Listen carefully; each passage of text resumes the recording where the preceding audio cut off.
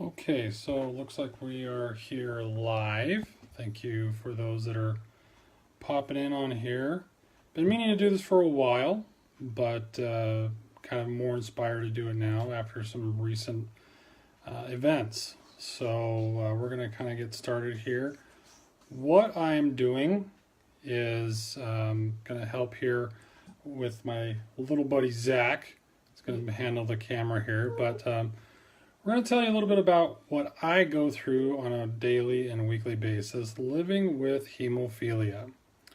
Now, a lot of people don't understand or don't know what hemophilia is, or if they do remember from high school, it's like a paragraph in the biology book, and they walk away thinking, oh, so if you get pricked by a needle or get a paper cut, you're going to bleed to death. Oh, that's not exactly our biggest concern. We would handle that with pretty much like anybody else would, with pressure and bandages. So what we really are concerned about is internal bleeding. And that's a lot of stuff that you can't see offhand or really stop. So what a lot of us are doing now is taking a recombinant factor product. And I am factor VIII deficient. There's a lot of different factors. We describe it best as in domino effect, as you're clotting. Well, you take one of those dominoes out and you're not able to clot as efficiently. So we're going to go ahead and put some of that back in to my body right now. And I'll show you what I go through and do that. So one of the very first things that I do is I got to set the mood. And so I like to come in here in my office and I put on a movie, something probably that I've watched before that can be just kind of the background noise for me. So tonight, I'm doing Newsies. Love Newsies. Newsies is awesome. So sorry for the shakiness here, but I'm going to go ahead and I'm going to turn the camera back over to my little dude to help me out with this. So hang on a second. Try to keep me in focus, okay? Hey guys, I'm Zach. I'm just Aaron's little buddy here. Thanks. So I have my factor here that I get to prepare. Comes in these nice little vials I put together here. Now everybody's different with how much they take, depending upon their physician and whatever they work out as far as a prophy plan. A prophy is short for prophylaxis. And I used to be of the... I'll turn this down a little bit. I used to subscribe to the idea that I don't need prophy because I used to treat on demand. And what that means is that I would only treat when I got hurt. And so I had learned a certain lifestyle that I didn't have to worry about getting hurt that often. And in fact, there were times where I'd gone up to 5 years between infusions because I only needed to do it on demand. Well, I started to get uncomfortable quite frequently with my knees. I call those target joints, where I wouldn't get a full-on bleed in my joints, but what we would consider a microbleed. And those nasty little microbleeds were just that. They just bleed just enough that you'd be uncomfortable. I'd never lose range of motion, but it would just be uncomfortable. And so I would be quite a grump, which was never fun for a lot of people. So what I've done here is I've gone ahead and put the filter on this vial here, and this is just saline. And that reconstitutes the powder factor 8 that's in here. Yep. So I mix that up and I draw it back out into the vial. Now my daughter, Alexis, was so kind enough that she goes ahead and she gets all of my supplies ready for when I do my factors, which I do it twice a week. Typically I do it on Mondays and Thursdays is my schedule. And so I do this. It only takes me about 15 minutes or so from start to finish to get things started here. So one of the things is we get all the air out of this, because you don't want to shoot just air bubbles into your body or infuse it. People don't like saying shoot. It's not a good thing.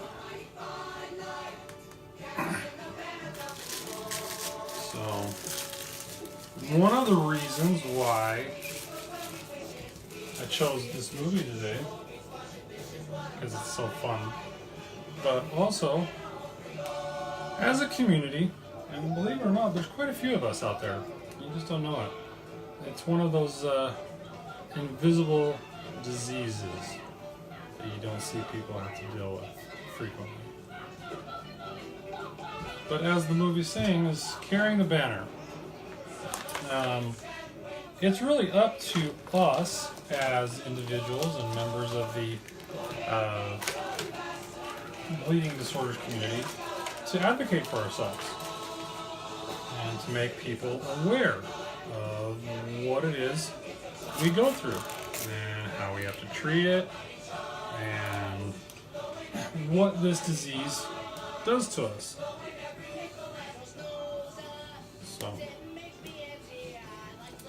So today we are going to go with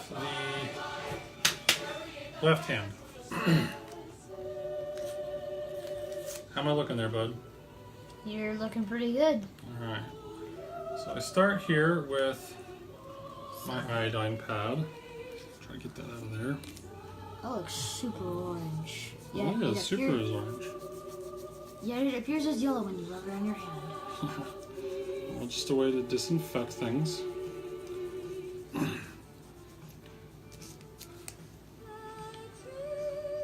that away. Then I top it off with an alcohol pad to clear things off.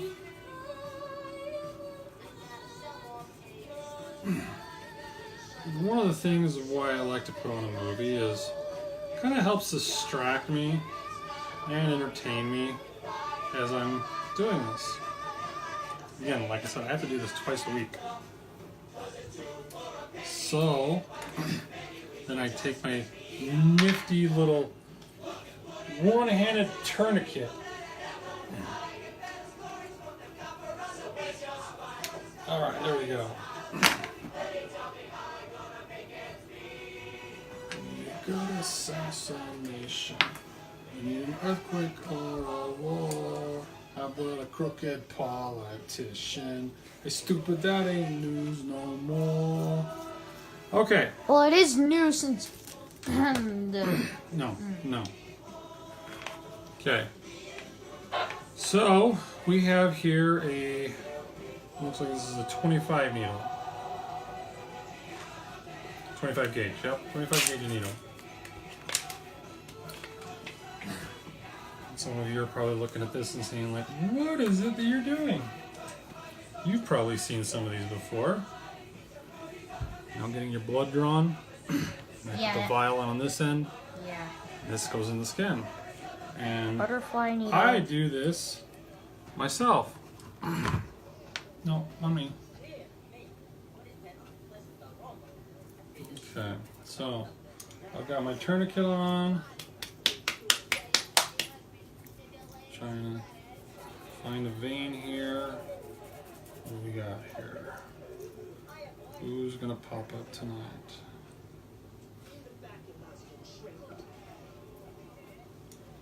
Let's try this again here.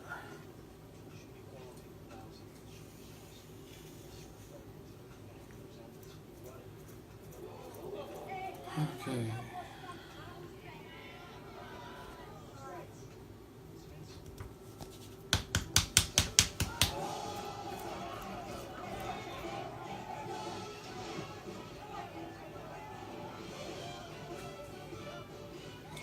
Being a little shy tonight.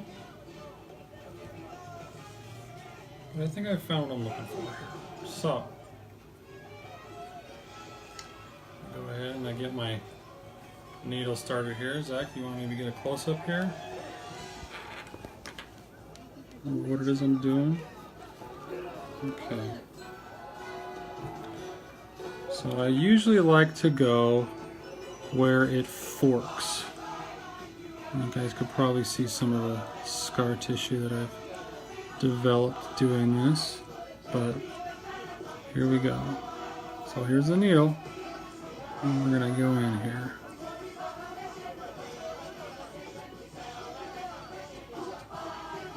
Ladies and gentlemen, don't do this if you're not a professional at this. Is that what you're saying, is I'm a professional? Yes, you are. You've been doing this for years. Alright, and there we go. You see that there, Zach? Can you see the tube there filling up? Mm-hmm. It means we hit it. Now I go ahead and I tape it down to secure it. And I remove the tourniquet. And then we've got the other end here. Oh. And as that tube is filling up with blood there, we're going to take, back up, we're going to take this saline. This is a saline solution. Just flushes things, opens up the... Don't let it get to the top. We just go ahead and screw that on there now. It infects the blood. It's so cool. Well, it infects the blood in a good way. It doesn't infect anything, it just it dilutes it. It flushes out the tube and the vein. And we'll do about half of that in there. And now we start off with one of my first vials. Now I push this kind of slow. I don't just like shoot it right in there. Take it easy. Give it a little bit of time. You don't want to blow a vein or anything. That sucks. Blowing a vein, because then you got to start the whole process all over again. And let's see. I've heard this one guy did so bad. No. This isn't you.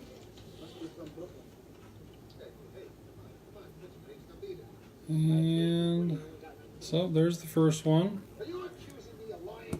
And then we will take this next one here. Again, we're slowly doing this. The reason why I do it slowly is I've learned that as I do this, if I just go too fast, I get a little flushed in my body and kind of feverish. Because again, you have to realize you're introducing a foreign element into your body. And so if you just take your time, do it right, you don't get hurt that much, and everything is good. So again, we call this liquid gold. I'll tell you why I call it liquid gold, is because this stuff is highly expensive. Very expensive, even when you have insurance. It's very expensive stuff. And so you want to make sure that you get as much in here as possible. So even that stuff that's left in the tube as you put it in there, you flush it in there with the remainder of the saline. So you get every last drop of it. Okay, so that's all the saline there. Now, it's time to go ahead and take this out. So I've got my gauze pad here. If I can get it to work here. Alright, there we go, I've got one. And, okay, so let's take this here. And, alright, so we go ahead and remove the tape.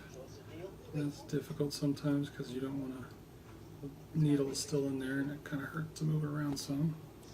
So we go ahead, so we've got the needle on there. We go ahead and put the gauze on there, put a little bit of pressure, and out she goes. Let's put some pressure on that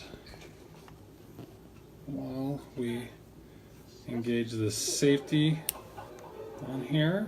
So that goes, cleans up, closes off the needle so you don't puncture anybody, and then the needle goes into the sharps container. Ladies and gentlemen, do not reach into this. You will only get yourself cut and infected. Yes, thank you for sharing that, Zach. Okay, and then I'll just take some of my tape here. There